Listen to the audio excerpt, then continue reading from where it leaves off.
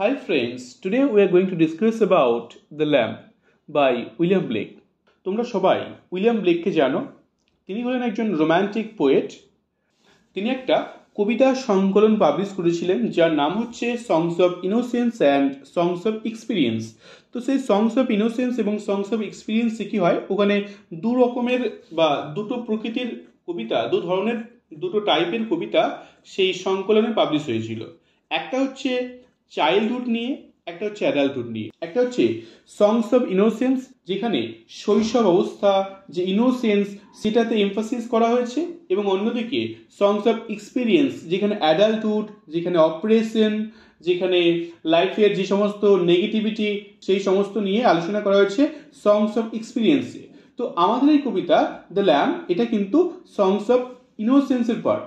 সুতরাং আমরা এখানে শুধুমাত্র দেখব যে প্রাকৃতিক সৌন্দর্য, প্রকৃতিটাকে দেখব ভালো করে, মানুষের ইনোসেন্সটাকে দেখব। আমাদের কবি উইলিয়াম ব্লেক, তিনি হচ্ছেন একজন চার্চ বিরোধী। তিনি ঈশ্বর বিরোধী নন, তিনি জিসাসকে মানেন কিন্তু চার্চকে মানেন না। তার মতে ঈশ্বর এবং মানুষের মধ্যে অন্য কোনো একটা ইনস্টিটিউশন বা অন্য কোনো কিছু থাকা দরকার নেই। ঈশ্বরকে আমরা যদি মানি, ঈশ্বরের প্রতি ভক্তি থাকে, তাহলে সেটাই যথেষ্ট। এর জন্য কোনো রকম চার্চ, টেম্পল, মস্ক কোনো কিছু দরকার নেই, এটা তার বিশ্বাস ছিল। তার অন্যান্য কবিতা দ্য গার্ডেন অফ লাভ বা অন্যান্য যে সমস্ত কবিতাগুলো আছে এই সংস অফ ইনোসেন্স এবং এক্সপিরিয়েন্সের মধ্যেই আমরা দেখতে পাবো তিনি কিন্তু চার্চের বিরোধিতা করছেন। যাই হোক, তো আমাদের এই কনটেক্সটে চার্চের প্রসঙ্গ নেই। আমাদের কবিতাটায় বিবলিক্যাল অ্যালিউশন আছে in terms of its innocence. কারণ যখন গার্ডেন অফ লাভ অর্থাৎ যে প্যারাডাইসে থাকার সময়, হেভেনে থাকার সময় কিন্তু মানুষ ইনোসেন্স বা ইনোসেন্ট থাকে। তো সেই ইনোসেন্সটা আমরা কিন্তু এখানে দেখতে পাবো। এখানে জিসাস ক্রাইস্টের এক্সাম্পল আছে, তাকে অ্যালিউড করা হয়েছে। আমাদের কবিতার নাম হচ্ছে ল্যাম্ব, দ্য ল্যাম্ব। ল্যাম্ব আসলে জিসাস ক্রাইস্টের অপর নাম। বিবলিক্যাল অ্যালিউশন আমরা দেখতে পাবো যে জিসাস ক্রাইস্ট, বাইবেলে বলা হচ্ছে তিনি হলেন ল্যাম্ব, তাকে ল্যাম্ব নামে ডাকা হচ্ছে। তো যাই হোক, চলো স্টার্ট করি কবিতাটা। একটা বাচ্চা ছেলে, একটা শিশু, সে প্রশ্ন করছে ল্যাম্বকে। কি বলছে?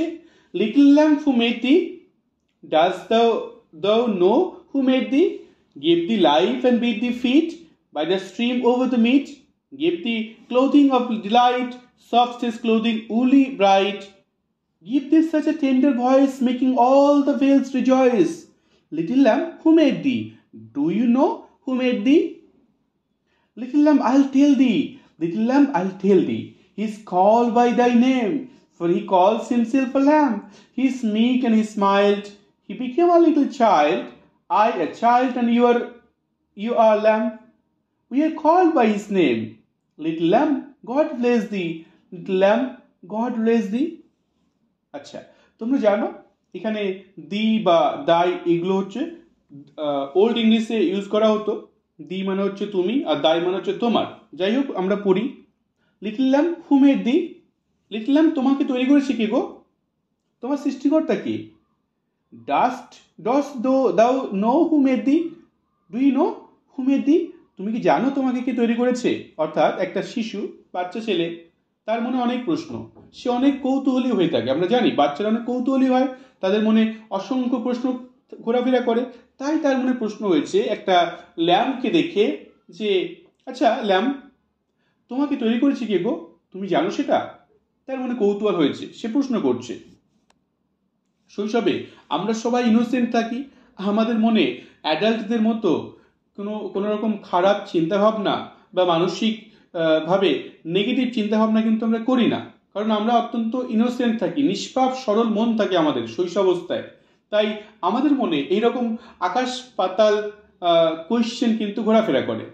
Gave thee life and bid thee feed by the stream over the mead.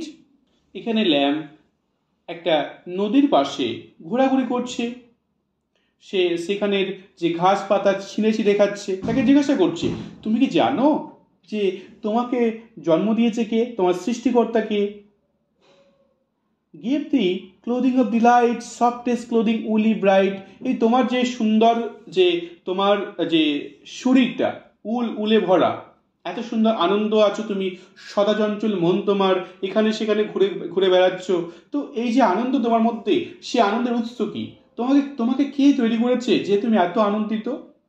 এখানে সুন্দর একটা প্রকৃতির বর্ণনা কবি এখানে করছেন, তাই না? একটা সুন্দর প্যাস্টোরাল একটা এনভায়রনমেন্টে কবি দেখছেন যে ল্যাম্প এখানে ঘোরাঘুরি করছে। কত সুন্দর একটা স্নিগ্ধ সমীরণ বইছে, একটা স্নিগ্ধ পরিবেশ এখানে লক্ষ্য করা যাচ্ছে, তাই না? তার যে সফটেস্ট ক্লোদিং উলি ব্রাইট, তার যে উলি ব্রাইট যে একটা সফট যে শরীর, এটার মধ্যে কিন্তু একটা সুন্দর সৌন্দর্যের স্বাদ আমরা পাচ্ছি। তারপর কি বলছেন? Give this such a tender voice making all the ভেলস rejoice. অর্থাৎ তোমার মধ্যে যে সুন্দর ভয়েসটা আছে, এই ভয়েসটা কি করছে? চারিদিকে যে প্রকৃতিটাকে মুখরিত করে তুলেছে। তোমার যে সুন্দর আওয়াজে, তোমার ডাকে প্রকৃতি মুখর হয়ে উঠেছে। এই যে তোমার যে সুরের উৎস, এটা কোথায় থেকে এলো? তোমায় কে করলো এত সুন্দর কণ্ঠ? তোমার কার দান? তাকে জিজ্ঞাসা করা হচ্ছে। Little lamb, who made thee? Dost thou know who made thee? Little lamb, তুমি কি জানো তোমাকে তৈরি করেছে কে? তাহলে প্রথম যে স্ট্যান্ডায় আমরা দেখতে পেলাম শুধুমাত্র কবি অর্থাৎ এই শিশুটা এখানে দেখতে পাচ্ছি শুধুমাত্র তার প্রশ্ন ছুড়ে দিয়েছে, তার প্রশ্নগুলো তুলেছে, ল্যাম্বের প্রতি তার যে প্রশ্নগুলো। সে কি জানে তার সম্পর্কে কিছু? সে কি জানে কে তাকে তৈরি করেছে? এবার নেক্সট স্ট্যান্ডায় সে বলছে সে জানে। এবার সে তার নিজের প্রশ্নের উত্তরগুলো দিচ্ছে। কি বলছে? Little lamp, I'll tell thee. Little lamb, I'll tell thee. He is called by the name, for he calls himself a lamb. He is meek and he smiled, he became a little child. বলছি কি, আমি শোনো, এবার আমি বলি তোমাকে তৈরি করেছে কে। আসলে তোমাকে তৈরি করেছে যে সে আমাকেও তৈরি করেছে, এবং হি ইজ কল্ড বাই দাই নেম, তোমার যা নাম তারও সেই নাম। অর্থাৎ এখানে বিবলিক্যাল অ্যালিউশন, বাইবেলও বলা হয়েছে ল্যাম্ব হচ্ছেন মানে ঈশ্বর, জিসাস ক্রাইস্ট নিজেকে ল্যাম্ব বলে সম্বোধিত করেছেন। তাই তিনি বলছেন যে তোমার সৃষ্টিকর্তা যে তার নামও কিন্তু ল্যাম্ব, অর্থাৎ সেই তুমিও ল্যাম্ব, আমিও ল্যাম্ব, এবং ওই সৃষ্টিকর্তা উনিও ল্যাম্ব। অর্থাৎ আমরা তিনজনা একাকার হয়ে গেছি। He is meek and he smiled, he became a little child. সে কি শান্ত, ধীর স্থির থাকে, অর্থাৎ জিসাস ক্রাইস্ট তিনি শান্ত ছিলেন, শান্ত প্রকৃতির ছিলেন। হি বিকেম আ লিটল চাইল্ড, এক সময় তিনিও আমার মতনই বাচ্চা ছিলেন, শিশু ছিলেন, এবং আমিও আর তিনি দুজনাই সমান।